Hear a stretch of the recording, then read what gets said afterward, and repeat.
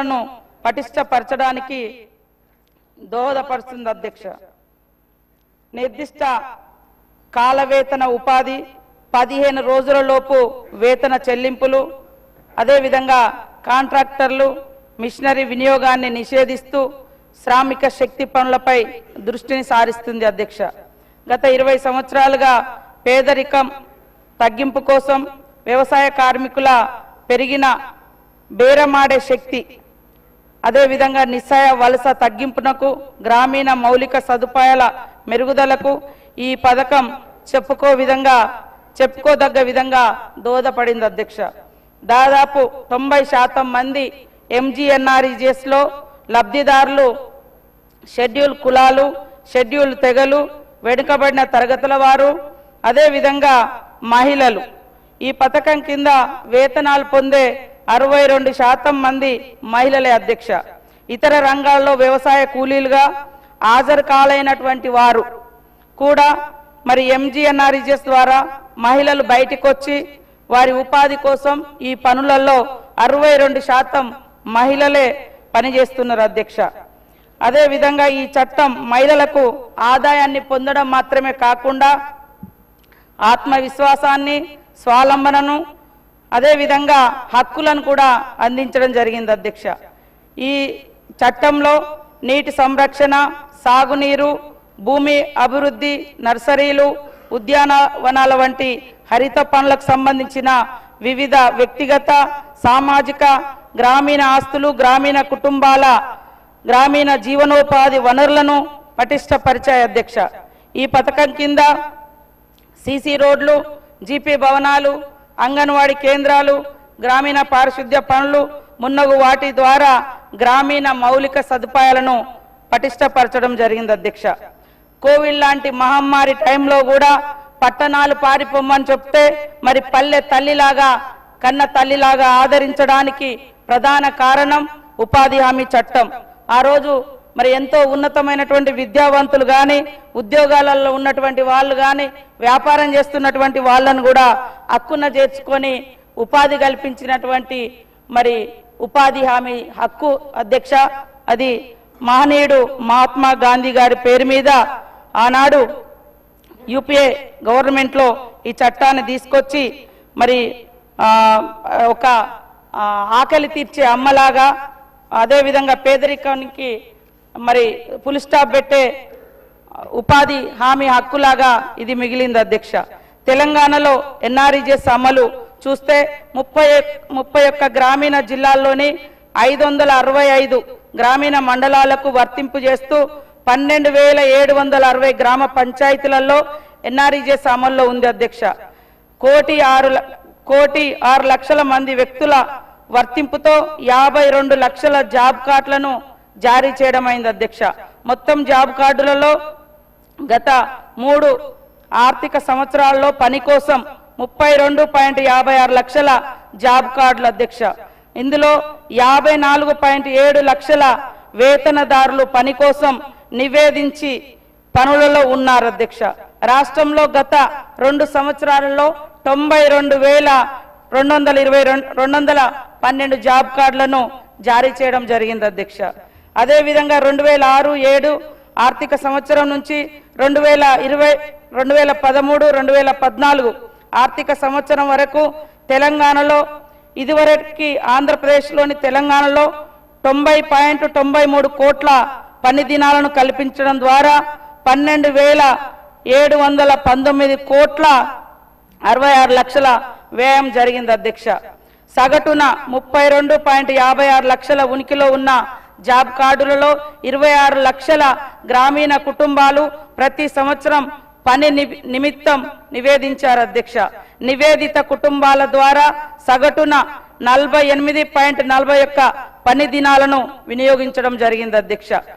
2014 వరకు చేపట్టిన ప్రధాన పనులు 2,988 కోట్లతో SC, ST, చిన్న సన్నకారు రైతుల భూమి అభివృద్ధి చేయడం జరిగింది అధ్యక్ష. అదేవిధంగా 1,842.18 కోట్లతో CC రోడ్లు, వ్యవసాయ క్షేత్రాలకు రోడ్లు, మెటల్ రోడ్లు మున్నగు వాటితో పాటు గ్రామీణ అనుసంధాన ప్రాజెక్టులను కూడా ఏర్పరచుకోవడం జరిగింది అధ్యక్ష.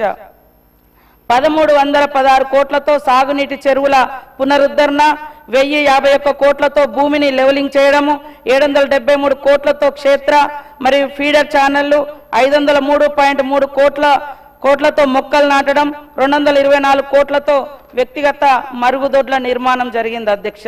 2014 నుంచి ఈ రోజు వరకు ఎంజీఎన్ఆర్ఈజీఎస్ తెలంగాణలో 141.50 కోట్ల పని దినాలను కల్పిస్తూ 39,176.7 కోట్ల వ్యయాన్ని ఖర్చు చేయడం జరిగింది అధ్యక్ష. సగటున 25.8 లక్షల గ్రామీణ కుటుంబాలు వార్షికంగా పని కోసం నివేదికంగా సగటున 45.6 పని దినాలు నివేదించిన కుటుంబాలకు పని లభ్యమైంది అధ్యక్ష. 14-15 సంవత్సరం నుండి ఈ రోజు వరకు తెలంగాణలో చేపట్టిన ప్రధాన పనులలో 6,936 కోట్లతో సీసీ రోడ్లు, వ్యవసాయ క్షేత్రాలు మున్నగు వాటికి రోడ్లతో పాటు గ్రామీణ అనుసంధాన ప్రాజెక్టు చేయడం జరిగింది అధ్యక్ష.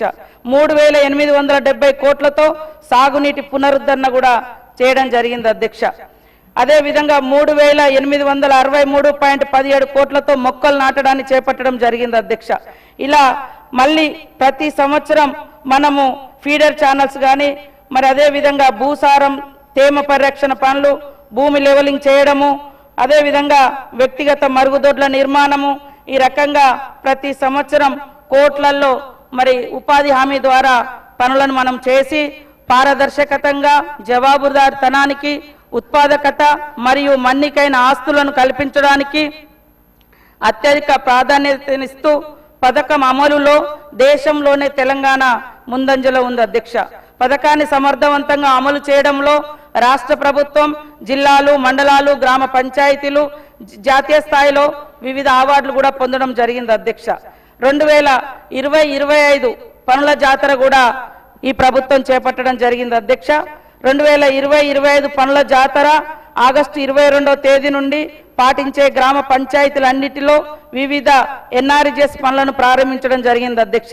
2,005 కోట్ల అంచనా వ్యయంతో 13,552 పనులను ప్రారంభించి దాదాపుగా 1,994 కోట్ల విలువ గల 88,037 పనులను చేపట్టడం జరిగింది అధ్యక్ష.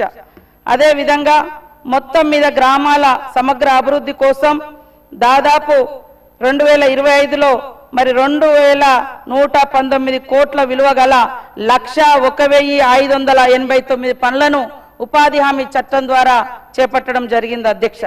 ఈ చట్టం స్థానంలో మహనీయుడు మరి మహాత్మా గాంధీ గారి పేరు తొలగిస్తూ కొత్తగా 2025 మరి డిసెంబర్ 1వ తారీఖు నాడు పార్లమెంట్లో విబిజీ రామ్జీ చట్టాన్ని తీసుకురావడం జరిగింది అధ్యక్ష.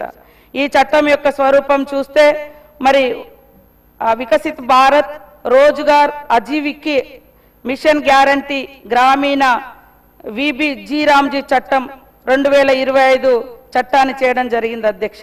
ఈ చట్టం యొక్క లక్ష్యాలు కేంద్ర ప్రభుత్వం చెప్తున్న తీరు చూసినప్పుడు నైపుణ్యం లేని శ్రామిక పని కోసం స్వచ్ఛందంగా పనిచేసే వయోజన సభ్యులు ఉన్న ప్రతి కుటుంబానికి ఆర్థిక సంవత్సరానికి 125 రోజుల వేతన ఉపాధిని అందించేందుకు ఈ చట్టం హామీ ఇస్తుందని చెప్పడం జరుగుతుంది అధ్యక్ష.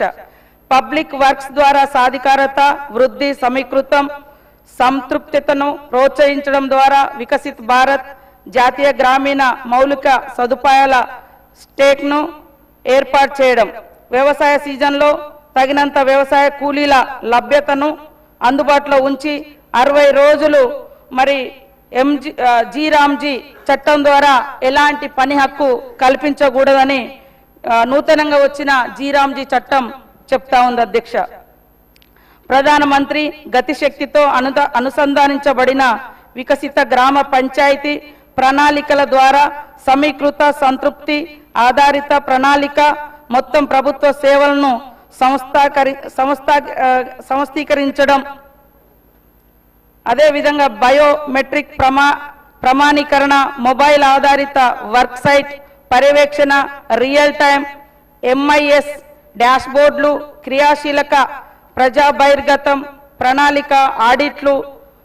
తప్పుడు ప్రమాదపు తగ్గింపు కోసం కృత్రిమ మేధస్సును ఉపయోగించడం వంటి సమగ్ర డిజిటల్ పర్యావరణ వ్యవస్థ ద్వారా పాలనా జవాబుదారీతనం పౌరుల భాగస్వామ్యాన్ని ఆధునీకరిస్తామని ఈ చట్టం ద్వారా చెప్తా ఉన్నారు అధ్యక్ష. 2025 విబిజీ రామ్జీ చట్టం యొక్క ముఖ్య లక్షణాలు: రాష్ట్రాల ప్రకటన, నియమాల ప్రకటన తేదీ నుండి 6 నెలల వ్యవధిలో రాష్ట్రాలు ఈ పథకాన్ని